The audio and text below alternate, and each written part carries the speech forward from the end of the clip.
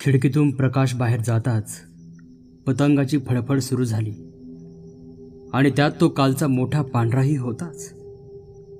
मला तर वाटलं की तो आता हवेतून उडतच नाही आहे, खिडकीच्या खाली जमिनीवरच आहे आणि मधून मधून उंच उडी मारून काही वेळ लोंबकाळत राहतोय आणि मग वजन पेलेनासं झालं की धप असा आवाज करून खाली पडतो आहे. जना जेवायला बोलवायला आली. मी आल्यापासून त्या दोघांचा दिवसाचा कार्यक्रम बदलला होता आणि ते अपरिहार्यच होतं. मला नाही वाटत एकट्या असताना सकाळ संध्याकाळ ते इतकं भात भाजी वरण चटणी भाकरी असं चारी ठाव जेवण करीत असतील. माझ्या पाहुणचारासाठी त्यांना काही किमान पथ्य तरी पाळावी लागतच होती. तेव्हा मग मी कंदील हातात घेऊन जनाच्या पाठोपाठ ओसरीतून त्यांच्या स्वयंपाकघरात गेलो.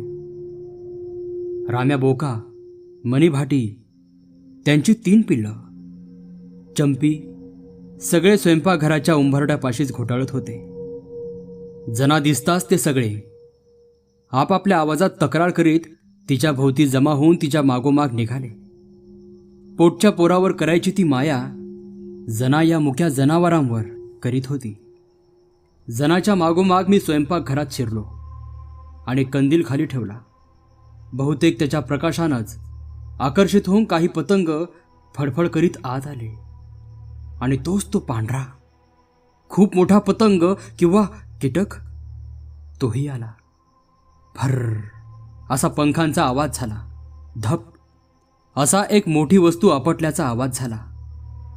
आम्ही वळून पाहतो तो काहीतरी पांढरं दिव्यापाशी पडलं होतं. पण राम्या बोक्यानं सपाट्यानं येऊन त्याच्यावर पंजा मारला. मांजराच्या रीतीप्रमाणे मान वाकवून शेपटी फुगवून फिस असा आवाज करीत राम्या जरा मागं सरला.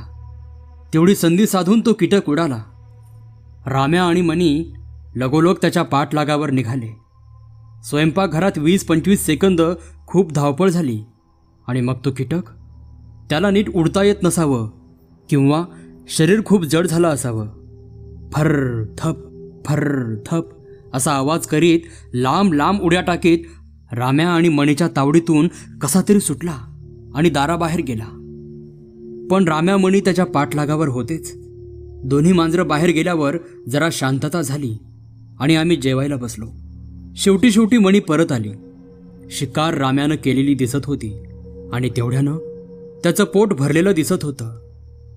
तो काही जेवायला आला नाही. रात्री लक्षात राहण्यासारखं असं काही झालं नाही.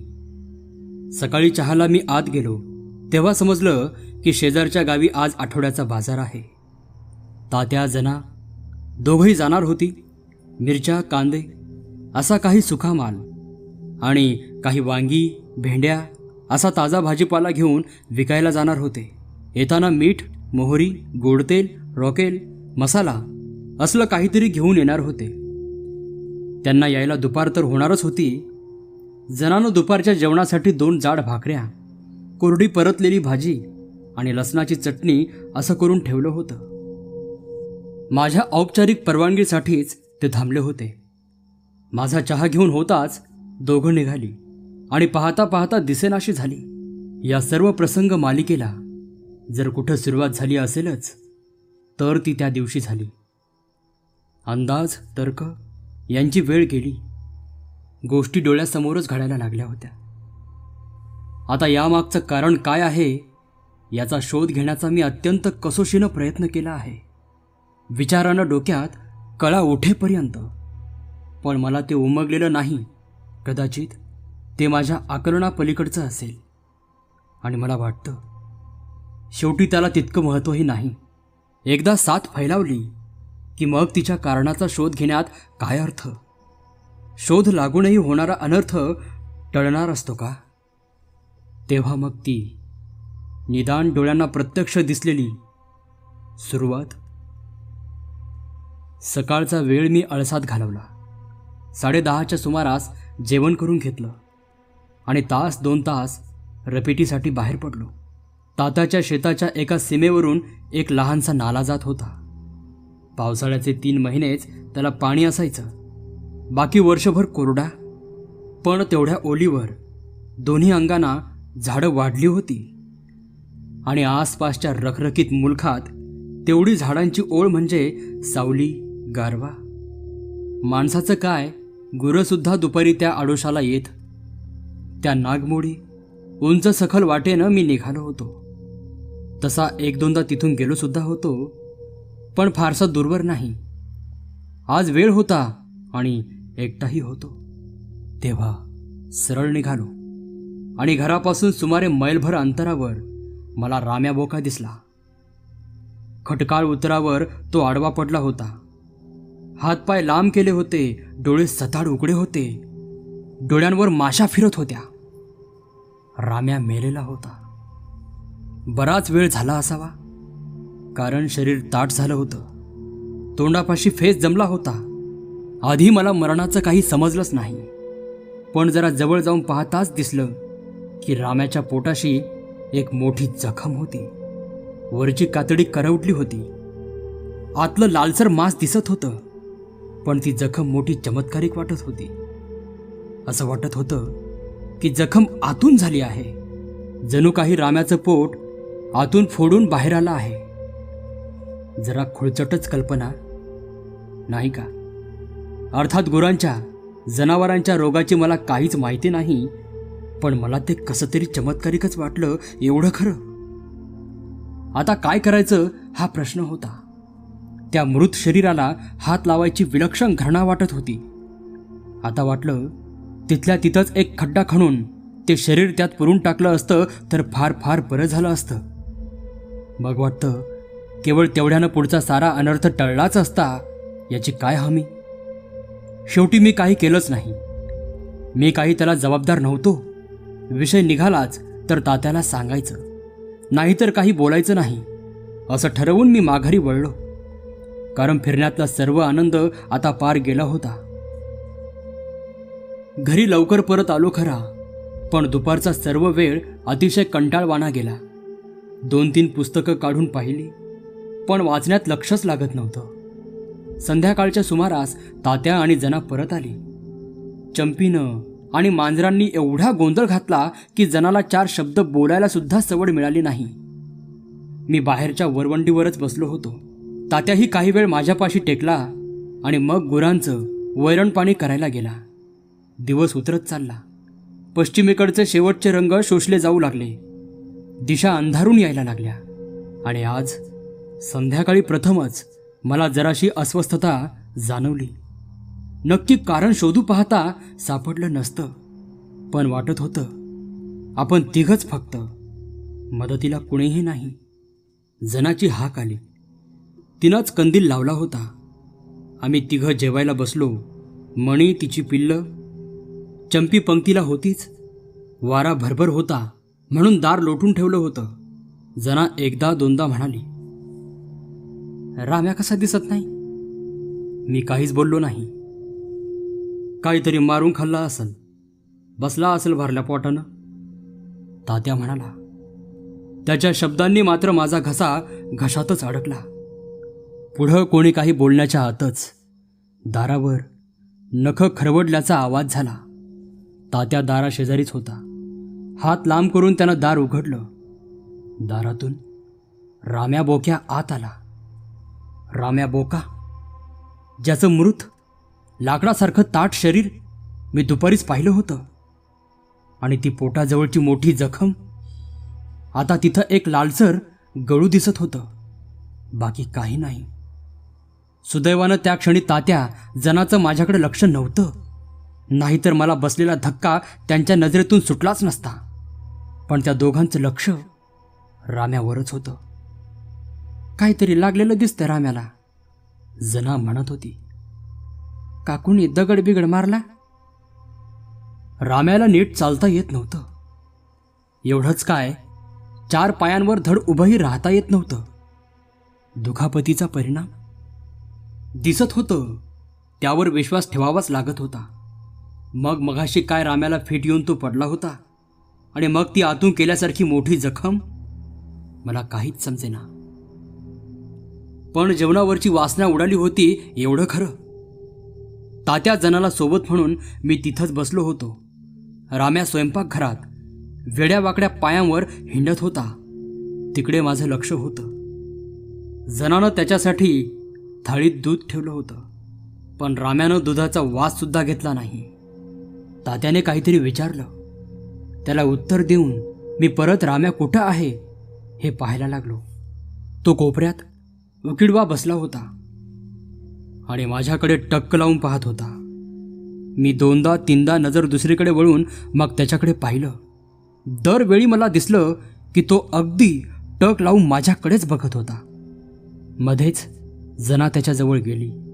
त्याच्या अंगावरून हात फिरवू लागली, पण राम्या माझ्याकडे पाहत होता, इतका टक लावून की त्याची पापणीसुद्धा लवत नव्हती. शेवटी न राहून मी तात्याला म्हणालो सुद्धा, अरे तात्या, तो राम्या बघ की एकदा, कसा अगदी पापणीसुद्धा न लावता माझ्याकडेच पाहतोय. तात्याची नजर राम्याकडे वळताच राम्याच्या पापण्या सावकाश सावकाश खाली आल्या आणि वर गेल्या, पण त्याची नजर माझ्याकडेच होती. अगदी मी कंदील घेऊन स्वयंपाकघरातून बाहेर जाईपर्यंत.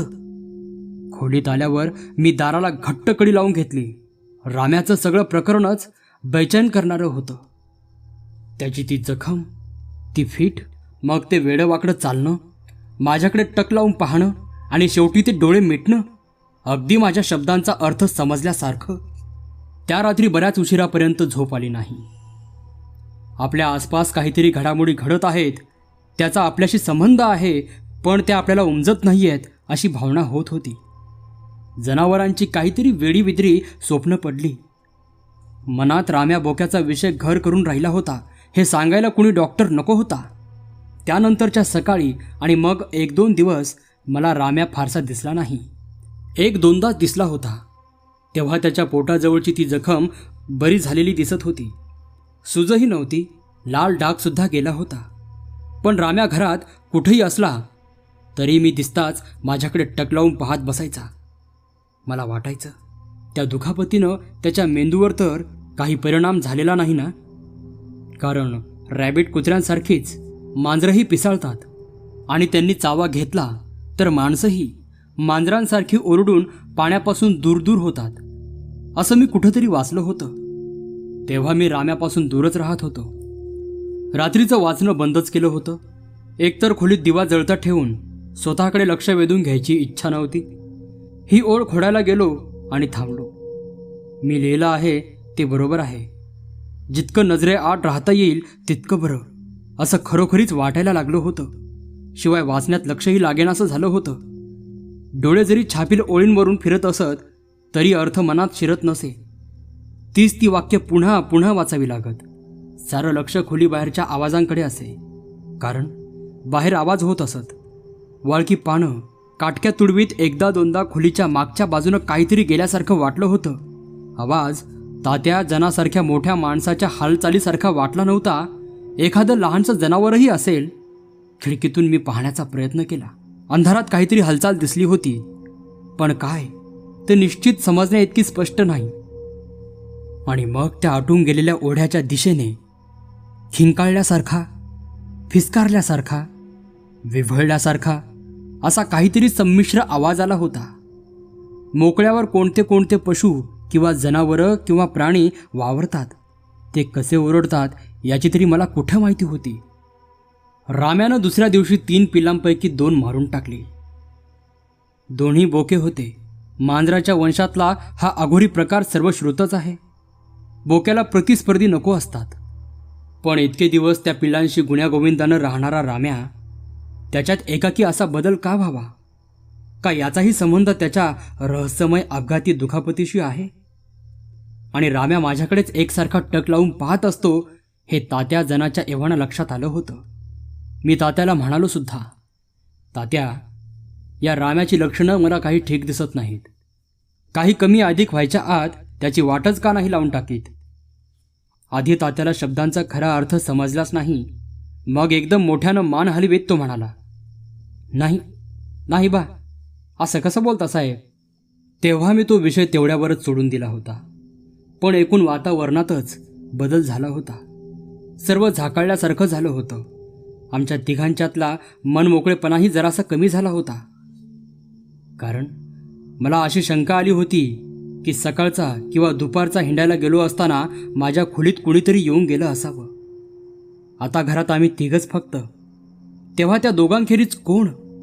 पण तो विषय तरी कसा काढायचा? बरं, सुरुवातीपासून दार नुसतं लोटून घेत होतो. आता एकाकी कडी कुलूप घालायला लागलो तर तेही अप्रशस्त दिसणार नाही का?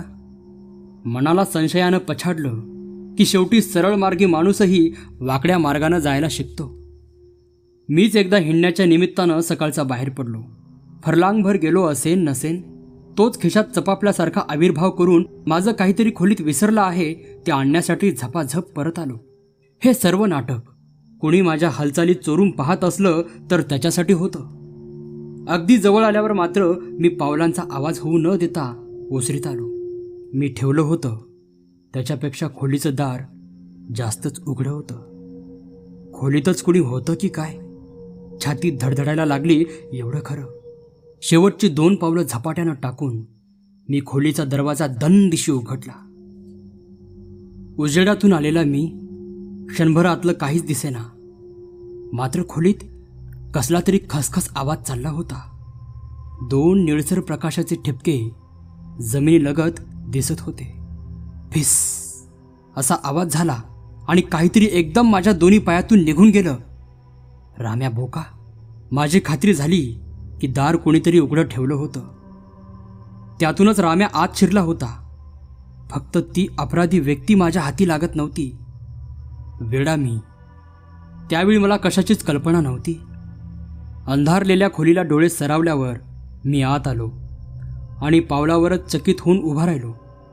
केवढी नासधूस! कोण नतद्रष्टपणा! वळकटीतली चादर अर्धवट बाहेर काढून टरकावलेली होती. टंकेवरची पुस्तकं खाली पडलेली होती. त्यात कितीतरी पानं फाडलेली होती. खिडकीला हँगर नुसताच लोंबकाळत होता. त्यावरचा शर्ट खाली आला होता. त्याच्या चिंध्या चिंध्या झाल्या होत्या. किती निरर्थक नुकसान! दार उघडं ठेवलं तर राम्या आत आला नसता. मग वाटलं, या राम्याचा तरी एवढा माझ्यावर का राग? एवढं वैयक्तिक शत्रुत्व कशासाठी? खूप खूप प्रयासानं मी राग आटोक्यात आणला. खोली जमली तेवढी आवरली. मग ओसरीतच एरझारा घालीत वेळ काढला. जना घरात होती, पण तात्या येण्याची मी वाट पाहत होतो आणि तो येताच त्याला तसंच माझ्या खोलीत नेलं. हे सर्व राम्याचं काम. यावर आधी त्याचा विश्वासच बसेना. पण नखाच्या खुणाचं दाखवल्यावर त्यालाही ते कबूल करावंच लागलं. मित्रांनो, मानवा सावध या कथेचा हा भाग 2 होता. आपण लवकरच भाग 3 कडे वळूयात. तेव्हा ही कथा आवडली असेल तर व्हिडिओला लाईक, कमेंट आणि चॅनलला सबस्क्राईब करायला विसरू नका. धन्यवाद.